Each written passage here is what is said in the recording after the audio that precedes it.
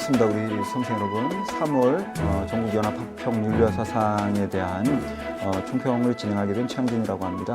여러분들하고 좀 짧고 간결하면서 좀 임팩트 있게 우리 3월 학평 어떻게 출제되었는가, 윤리화사상. 사실 굉장히 좀 저도 많이 궁금했습니다. 왜냐하면 우리가 요번 3월 학평이 고등학교 3학년 3월 학평이 교육과정이 개정된 이후에 처음으로 치루어지는 어쨌든 고3에서 치루어진 학력평가거든요. 그렇죠? 예, 그렇기 때문에 정말 많이 궁금했어요. 저도 뭐 예를 들어 교육과정 개정 이후에 들어온 주제들이 굉장히 많죠. 특히 사회사상 파트에서 엄청나게 많아요. 뭐 시민불복종이라던가 대표적으로 그다음 뭐 평화라던가 원조라던가 쉽게 얘기하면 생윤하고 정확하게 완전히 오버랩되는 주제들 있죠.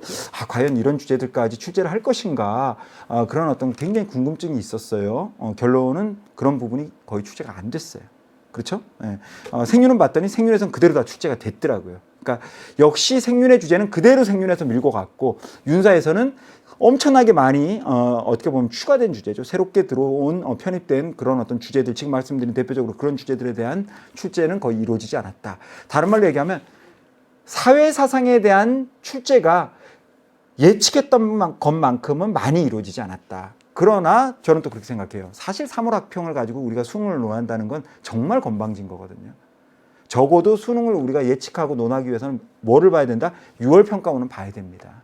9월 평가원을 보면 확실해지고요. 그렇죠. 요 3월 학평이라는 어떻게 보면 가장 처음 치르는 요 정도의 학력평가 시험을 가지고서 우리가 요번에 사회사상 파트에서 몇 문제 나왔으니까 수능에서도 이렇게 나올 거야. 이렇게 제가 얘기한다는 건 사실은 여러분들한테 좀 어떻게 보면은 정확하지 못한 방향을 제시하는 거 아닌가라고 저는 생각을 해요. 그럼 이제 총평 들어갈게요. 그냥 일반적인 얘기 썼어요, 이건. 예? 그냥 예측 가능한 기출 주제 중심의 출제가 이루어졌죠. 실제로 보니까 대부분의 주제가 어떻습니까? 그냥 그 파트너 있죠. 예를 들어 칸트 나오면 벤담 나오고, 이런 주제들, 경험주의 나오면 이성주의 나오고, 실제로 이루어졌어요. 가장 일반적이고 평범한 얘기를 썼지만 또 그렇게 출제된 문제가 가장 많았습니다. 두 번째, 새로운 비교 주제를 활용한 출제의 시도가 있었다. 가장 대표적인 게 뭐였냐면, 여러분들 뭐 해설 강의를 듣고 온 친구도 있고 들을 친구도 있겠지만, 예를 들어 어때요? 벤담과 칸트를 비교했어요. 쉽게 보면 공리주의와 칸트를 비교하다 보니까 재밌는 게 뭐야? 현대 공리주의하고 현대 칸트주의 로스를 또 비교하는. 즉 현대 공리주의로서의 뭐 규칙 공리주의. 그다음에 또 현대 칸트주의 대표하는 사상가는 누구? 로스. 이걸 비교하는 거야. 공리주의와 칸트 비교. 이것도 나왔어. 7번에. 그리고 10번에 갔더니 현대 공리주의와 현대 칸트주의를 또 비교하는 문제까지 나왔다. 이건 상당히 어때요? 이제까지 없었던 아주 재밌는 패턴이거든. 그런 어떤 시도도 분명히 어때요? 나타나고 있었다라는 거죠. 이건 뭐 상당히 좀 눈에 띄는 대목입니다. 그다음 마지막 선지 해석의 정확성이 필요한 문항 출제. 이건 뭐 누가 봐도 너무나 당연한 얘기 아닐까요? 왜 썼을까요? 그래도 이게 3개 정도 있어야 여러분들 뭡니까? 꽉 찬 느낌이 드니까. 진짜 교과서적인 얘기 썼습니다. 요게 재밌죠? 저는 이렇게 봤거든요. 동양윤리나 서양윤리의 비율이 줄고 사회사상이 좀 늘어날 것이다. 6. 이러면 숫자가 안 맞지. 좀 약해요. 7, 6 정도까지 생각을 했습니다. 왜? 그럴 만큼 지금 어때요? 이 사회사상의 버퍼가 커졌어요. 사실 윤리화 사상이 교육과정이 개정됐다라는 건 뭐 때문에 우리가 교육과정이 개정됐다고 얘기하는 건 사회사상 때문에. 사회사상은 제가 분명히 말씀드렸죠. 교육과정 개정 이전의 사회사상에 비해서 70% 가까이 그 이상이 바뀐 내용이 굉장히 많이 붙었어요. 빠진 내용도 있지만 들어온 내용이 훨씬 더 많아요. 그러니까 이만한 볼륨이 이렇게 두꺼운 볼륨이 됐어요. 그러면 어때요? 우리가 볼륨으로 볼 때 동양윤리 파트의 볼륨, 서양윤리 파트의 볼륨에 사회사상 파트의 볼륨이 절대로 뭡니까? 뒤지지 않거든. 그럼 볼륨이 어때요? 비슷하기 때문에 출제의 비율도 비슷하게 갈 거라고 나는 생각을 했거든요. 그런데 3월 학평에서는 어찌됐든 간에 바로 뭡니까? 이제까지의 출제 비율을 지켰어요. 이제까지의 전형적인 출제 비율이 이거거든.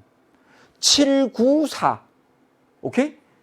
7문제, 9문제, 4문제. 이게 이제까지 전형적인 패턴입니다. 그 패턴을 가장 유사하게 유지한 거죠. 8, 8, 4로 출제가 됐다라는 건. 그렇죠? 예. 그렇지만 저는 분명히 개인적으로 생각을 합니다. 실제 수능에서는 여러분들 어때요? 분명히 사회사상 부분, 이 부분에 있어서의 출제 포션 자체가, 비율 자체가 높아질 것이다. 최소한 어때요? 5문제 이상은 출제가 될 것이다 라고 저는 생각을 합니다. 많으면 6문제까지. 다음 내용 한번 볼게요.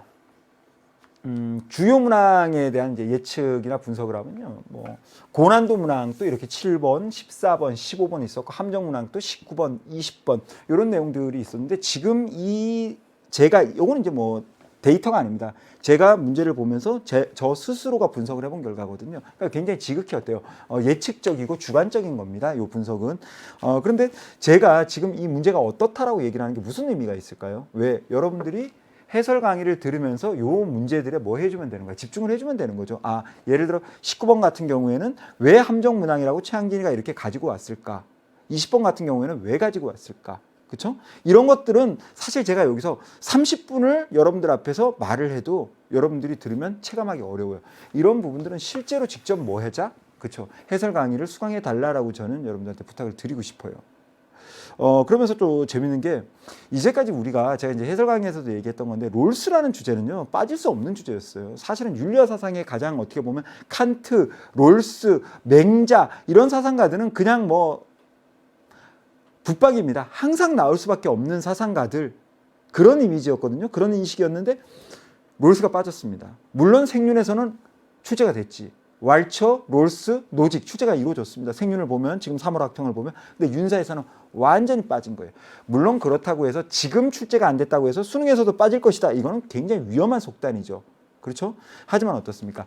지금 어찌됐든 간에 3월 학평이 시작임에도 불구하고 교육과정이 개정된 그런 어떤 방향으로 가려고 하는 그런 어떤 모습들은 우리가 지금 얘기한 이런 몇 가지의 내용들에서 적어도 유추할 수 있지 않나라고 저는 생각을 해요. 그럼 남아있는 시간 동안 여러분들 뭐가 필요할까요? 저는 뭐 많이 썼지만 다 각설하고 이거 하나만 얘기할게요. 정확한 지식. 예를 들어 제가 지금 함정문항으로 19번을 보여드렸는데요. 이거야. 정말 미사래요. 그죠? 그러니까 여러분들을 어떻게 보면은 오답으로 유도할 수 있는 아주 매력적인 어구, 센텐스가 나옵니다. 그렇죠? 왜? 뭐 신의 뜻은 영혼법에 근거한 자연법 이런 표현이 나와요. 그러면 여러분들 눈에는 다른 표현들이 나와 있는데 다른 표현들은 눈에 보여 안 보여? 안 보여. 딱 그것만 보이거든. 그런데 여러분들 어때요? 함정은 뭐야? 그게 아니죠. 여러분들이 보지 못하는 다른 부분, 그렇죠? 여러분들은 이게 굉장히 어떻게 보면은 중요하지 않을 것이다라고 생각했던 그 내용을 가지고서 뭐를 만드는 겁니까? 반전을 이루어내는 그러한 문제의 유형, 선택지의 유형이 대표적으로 어때요? 19번에서 나온 거야. 그러면 우리는 속았다, 맞다, 막 여러분들 있죠. 멍청이 바보, 왜 이걸 몰랐을까? 그럴 필요가 없는 거야. 일부러 그렇게 만드는 거거든요. 그럼 여러분들은 제가 분명히 말씀드릴 수 있는데 속았으니까 다음엔 안 속을 거야. 다음에 또 속을 수 있어요. 왜? 여러분들은 실수라고 생각하는데 저는 그렇지 않아요. 뭐? 정확한 지식이 부족하기 때문에. 무슨 말인지 알겠어요?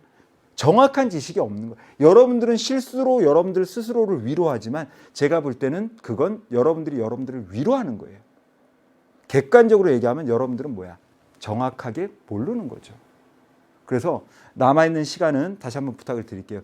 수능 특강 윤리와 사상을 통해서 여러분들 포인트가 될 만한 내용들은 정확하게 하나를 알아도 정확하게 공부하는 습관을 들이면 분명히 수능에서 여러분들이 원하는 좋은 성적을 거둘 거라고 저는 믿습니다. 이상 3월 학평에 대한 윤리와 사상 총평을 마치도록 하겠습니다. 우리 친구들 수고 많으셨습니다. 그리고 사랑합니다.